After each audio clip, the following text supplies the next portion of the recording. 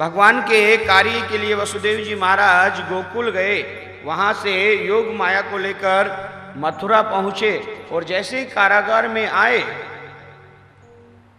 बेड़ियां फिर से पैरों में पड़ गई। कहने का तात्पर्य यही है, जब आप नारायण के सानिध्य में चलेंगे तो सांसारिक कोई माया आप पर असर नहीं करेगी, और जब आप संसार के मोह में चलेंगे तो विषयों के जाल में फंसते चले जाओगे। इधर मथुरा की लीला को पूर्ण करते हुए सुखदेव जी महाराज ने ब्रज की लीला का भाव दर्शाया है। ब्रज की क्या स्थिति है महाराज? ब्रज के राजा हैं बाबानंद, और बाबानंद 75 वर्ष के है गए, परंतु लाला तो अभी भी नाय भयो।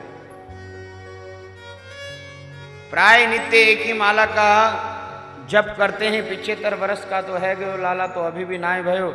ना जाने कब भयेगो, 75 वर्ष को तो है गयो। एक रोज सांडिल्य मुनि के चरणों में जाकर निवेदन किया बाबा ने कि महाराज 75 वर्ष को तो है गयो, लाला तो अभी भी नाय भयो। सांडिल्य मुनि ने कहा बाबा अरे एक बार चकाचक घुटवाए दो, सोई लाला है जाएगो। सांडिल्य मुनि ने कहा महाराज मैंने कबहू मना की, आप कछु अनुष्ठान तो करो। जैसे ही बाबा ने अनुष्ठान की बात की, सांडिल्य मुनि 101 ब्राह्मणों को लेकर बाबा नंद के यहां पर पहुंचे हैं। बाबा नंद के यहां पर सांडिल्य मुनि ने अनुष्ठान कियो। अब पूरे ब्रजमंडल में ऐसा लगे कि बाबा के नंदरानी के यहां लल्ला होने वाला है। महाराज ब्रज का वाखान है। सुखदेव जी महाराज कहते हैं राजन, ब्रज में रहने वाले 5 वर्ष के बालक ने भी 24 एकादशी का व्रत किया है। वो भी किसके लिए? लाला के आगमन के लिए। अब ब्रजवासियों को ऐसा लगता है कि लाला होने वाला है। महाराज एक पद्धति और भी होती है, जब भाभी को पुत्र होता है तो ननद आती है ना। बाबा नंद की बहन है सुनंदा, 6 महीने पूर्व ही आकर बाबा के यहां रहने लगी और भाभी की बड़ी चाह कर सेवा करे।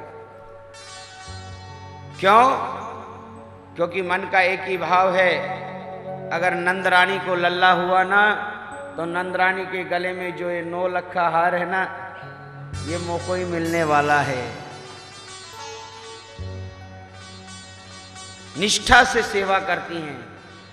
और महाराज सुखदेव जी महाराज कहती हैं जो ननद होती हैं बड़ी चतुर होती हैं महाराज, ये अक्सर ऐसा ही करती हैं। और काहू काम पे आवे ना आवे, परंतु या कार्य पे तो अवश्य आवे।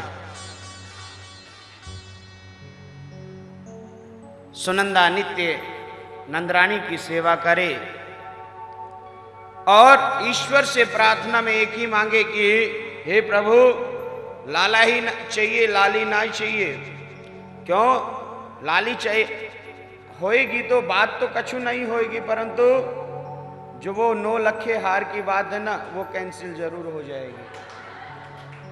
या लिए देना तो प्रभु लाला ही देना।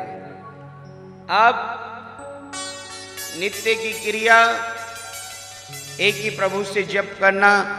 सुनंदा का समय अनुकूल हुआ। 9वीं तिथि भाद्र मास कृष्ण पक्ष दिन के ठीक 7 बजे सुनंदा के नेत्र खुले और सुनंदा बाहर निकल कर आई तो आज सूर्य परम उदित हो रहा है। सुनंदा ने देखी आज तो बहुत लेट हो गए, परंतु जैसे नंदरानी के कक्ष की ओर नजर गई कि आज भाभी बाहर नहीं आई, बात क्या है? नहीं तो नंदरानी तो प्रातः ब्रह्म मुहूर्त में उठ जाती हैं और आज सुनंदा दौड़ी दौड़ी जैसे ही भाभी के कक्ष के पास गई और कक्ष के पास जाकर जैसे द्वार खोले तो आज नंदरानी लेटी हुई है, उसके साथ में झीनी सी चदरिया में कोई बालक लेटा हुआ है। पहले तो सुनंदा ने जोर से नंद के लाला की जय बोली और भगवान का स्मरण किया, दौड़कर चारपाई के पास आई हैं और आकर जैसे ही चदरिया को थोड़ा सा उठाया, मुखमंडल देखा, फिर चदरिया को ढक देती है, फिर 21 बार हरि स्मरण करती है कि हे प्रभु लाला चाहिए, लाली नहीं चाहिए। फिर सुनंदा थोड़ा सा झीनी सी चदरिया को फिर उगाड़ती हैं, फिर ढक देती हैं। एक बार ठोस निर्णय करके और जैसे ही सुनंदा ने चदरिया उघाड़ी और बाल कृष्ण लाल का दर्शन किया, जोर से जय जयकार किया, बोले नंद के लाला की। दौड़कर बाहर आई हैं, थाली लेकर पीटना प्रारंभ कर दिया। दौड़ी दौड़ी गौशाला में गई, बाबा गौशाला में ध्यान कर रहे थे, जप कर रहे थे। और नारायण जप भी किसका कर रहे थे? बाबा माला फेर रहे हैं और माला में कोई मंत्र नहीं पढ़ते हैं, बस एक ही बात करते हैं, 75 वर्ष को तो है गयो, लाला तो अभी भी ना है भयो, न जाने कब भयगो, 75 वर्ष को तो है गयो। जैसे ही सुनंदा ने बाबा को देखा, जोर से चिल्लाई, बाबा ओ बाबा कहां हो? बाबा ने कहा क्या हुआ सुनंदा? कहा बाबा दौड़ कर आओ। बाबा दौड़े दौड़े सुनंदा के पास पहुंचे, कहा लाली क्या बात है गई? कहा बाबा क्यों चिल्ला रही हो? कहा बाबा आज तो चिल्लाने की बात है। कहा क्या हुआ? कहा बाबा पहले ये बताओ मुझको क्या मिलेगा?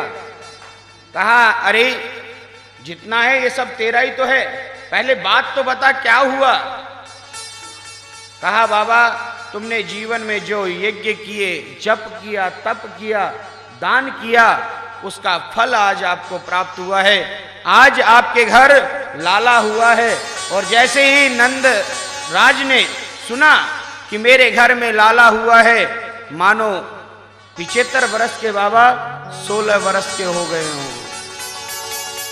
उछल पड़े, जय जयकार करने लगे, दौड़कर जमुना जी गए, जलपान किया, आचमन किया, स्नान किया, दौड़कर घर आए हैं। आकर नई बगलबंदी निकाली है, नई पगड़ी निकाली है,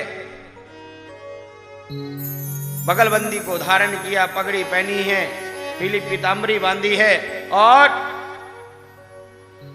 आंखन में घोटू तक काजल लगाया है, मूछन पे ताव लगाया और ब्रजवासियों से कहा लाओ भैया जरा दर्पण तो दिखाना। अब एक ब्रजवासी से बाबा ने पूछी क्यों रे लाला कैसा लग रहा हूं? ब्रजवासी ने कहा बाबा आज तो तू दूल्हा की तरह लग रहा है। कहा भैया क्यों ना सजूं? आज मेरे लाला हुआ है। और सुखदेव जी महाराज कहते हैं ये संसार के लोगों के जन्म उत्सव में, विवाह उत्सव में सजो न सजो, परंतु बाल कृष्ण लाल के उत्सव में नित्य सजा करो। मैंने बहुत से लोगों को देखा है कि जब बच्चों की शादी करते हैं तो पी के शराब और नाचते रहते हैं गलियारों में, और उन लोगों को जब प्रवचन में, कथा में, भजन में जब नाचने के लिए बोलते हैं ना, तो इधर उधर देखते हैं कि कोई सेठ तो नहीं दिख रहा। कल को जाकर मार्केट में कहेगा देखो फलाना आदमी वहां पर नाच रहा था। बहुत से ऐसे लोग हैं जो शराब पीकर नाचते हैं, इतनी पी लेते हैं पता ही नहीं चलता, गंदी नाली में पड़े रहते हैं। और कई बार तो हमने ऐसा देखा कि कोई कुत्ता ही आके मुंह चाट के जा रहा है तो भी पता नहीं चलता। इतना मद में इंसान गिर जाता है, शर्म आनी चाहिए देवता। अरे अगर नशा भी करना है तो ठाकुर के प्रेम का नशा करो ना, उस गोपाल के प्रेम का नशा करो। क्यों? क्योंकि सूफिया संत कहते हैं जाम पे जाम झलकाने से क्या फायदा, जाम पे जाम झलकाने से क्या फायदा, सुबह की पी शाम को उतर जाएगी। और पीना है तो प्यारे प्रभु के नाम की प्याली पी, तेरी जिंदगी संवर जाएगी। तो उस नारायण के नाम का रसपान करो। एक बार उसकी मस्ती चढ़ी फिर वो उतर नहीं सकती है। इसीलिए तो कहा जाता है, मैं तुझे पहले ही बता दूं, मैं तुझे पहले ही बता दूं, बड़ी तलख होती है पीने से पहले। मैं तुझे पहले ही बता दूं, बड़ी तलख होती है पीने से पहले, गिराता बहुत है उठाने से पहले। लोग पीते हैं पी पी के गिरते, हम तो पीते हैं गिरते नहीं है। लोग पीते हैं पी पी के गिरते, हम तो पीते हैं गिरते नहीं है। हाँ, लोग पीते हैं पी पी के गिरते, हम तो पीते हैं गिरते नहीं है। लोग पीते हैं पी पी के गिरते, हम तो पीते हैं गिरते नहीं है। हम तो पीते हैं सत्संग के प्याले, हम तो पीते हैं सत्संग के प्याले। ये अंगूरों की मदिरा नहीं है, हम तो पीते हैं सत्संग के प्याले। ये अंगूरों की मदिरा नहीं है। मेरे माँ के बिहारी संवरिया, तेरा जलवा कहाँ पर नहीं है। ओ मेरे माँ के बिहारी संवरिया, तेरा जलवा कहाँ पर नहीं है। इसलिए उस गोपाल की मस्ती का आनंद लिया करो। बाबा नंद को पता चला, बाबा नंद सज धज कर अपने भाइयों के पास गए। अजी सुनते हो, लाला हुआ है। सभी भाइयों ने बधाई दी है। लौटकर बाबा महल में आए हैं। आज सांडिल्य मुनि को पता चला है, 108 ब्राह्मण लेकर आया है और स्वस्ति वाचन कर रहे हैं। वाचितम सर्वस्य यानम जात कर्मात्कम जायत कर्याशयम आश विधेयम वदे पितृदेवार्चनम तथा। सांडिल्य मुनि आए हैं और 108 ब्राह्मणों को लेकर स्वस्ति वाचन कराया गया, जातक संस्कार कराया गया है। और जैसे ही ब्रज की गोपियों को पता चला है, ब्रज के गोपों को पता चला है, आज वो सब भी सज धज रहे हैं और उनकी खुशी का हर्ष नहीं रहा। सुखदेव जी महाराज व्याख्यान करते हैं, राजन जरा ब्रज की स्थिति देखना, ये प्रेम है प्रभु के प्रति। जैसे ही आज ब्रज गोपियों को पता चला कि नंदरानी को लल्ला हुआ है, इन समस्त गोपियों ने श्रृंगार किया है। 84 गज के घाघरा निकाले हैं, फिरहरी निकाली हैं, 16 श्रृंगार कियो है।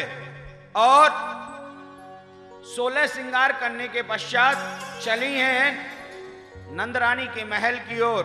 इधर एक 95 वर्ष की अम्मा को जब पतो चलो कि नंदरानी के लल्ला हुआ है, तो आज वो मैया ने कही मुझको भी सजनो पड़ेगो। क्यों? क्योंकि नंदरानी के लल्ला जो हुआ है। और सुखदेव जी महाराज वर्णन करते हैं, राजन वो कैसे सज रही है गोपी। 95 वर्ष की मैया है, अपने 80 वर्ष पुराना शादी का जोड़ा निकाला है। अब मैया की दृष्टि तो इतनी तीव्र नहीं है, वह को जोड़ा को पहन के जो ही श्रृंगार करने लगी